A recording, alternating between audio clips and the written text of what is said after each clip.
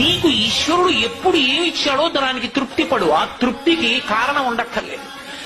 ఆకలి సరిగ్గా లేదని 1000 రూపాయల మందులు వేసుకుని ఏడుస్తున్న వాళ్ళు కోట్ల మంది ఉన్నారు. వేల పట్టున ఆకలేస్తోంది, సంతోషించు. దాహం వేస్తే మంచినీళ్లు లోపలికి వెళ్ళక మధ్యలో కన్నం పెట్టి గొట్టం పెడితే ముక్కులోంచి పోసుకుంటున్న వాళ్ళు ఉన్నారు. గుటుక్కు నీళ్లు తాగితే లోపలికి ఎడుతున్నాయి, సంతోషించు. రాత్రి తిని పడుకుంటే పొద్దుడికి కడుపులో పోట్లు వచ్చి జీర్ణం అవ్వక ఏడుస్తున్న వాళ్ళు 1,00,000 మంది ఉన్నారు.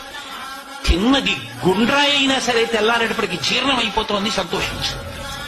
పడుకుంటే నిద్ర పట్టక చారుడు మాత్రలు వేసుకు పడుకుంటున్న వాళ్ళు ఉన్నారు. కలగడా మీరు చెయ్యట్టుకుని ఇలా పడుకుంటే నిద్ర పడుతుంది.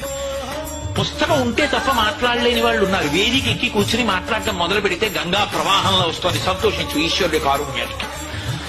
కొంతమంది కూర్చోలేని వాళ్ళు ఉన్నారు, కూర్చుంటున్నావు. నడవలేని వాళ్ళు ఉన్నారు, నడుస్తున్నావు. చూడలేని వాళ్ళు ఉన్నారు, చూస్తున్నావు. వినలేని వాళ్ళు ఉన్నారు, వింటున్నావు. ఈశ్వరుడు నీకు ఇచ్చిన దానికి ప్రతి క్షణం తృప్తితో ఓలలాడిపోవాలి. ఎన్ని మాటలు కృతజ్ఞతలు ఇస్తావు. అది మానేసి ఎప్పుడు ఏదో పోయిన దాన్ని తలుచుకుని ఏడవడం కాదు, వచ్చేదాన్ని ఊహించుకుని అలా జరిగితే బాగుండని కలువమలు ఎగరేయడం కాదు. ఇప్పుడు ఇక్కడ నీకు ఈశ్వరుడు వర్తమానంలో ఏమిచ్చాడో దానితో తృప్తిగా ఉండడం అలవాటైతే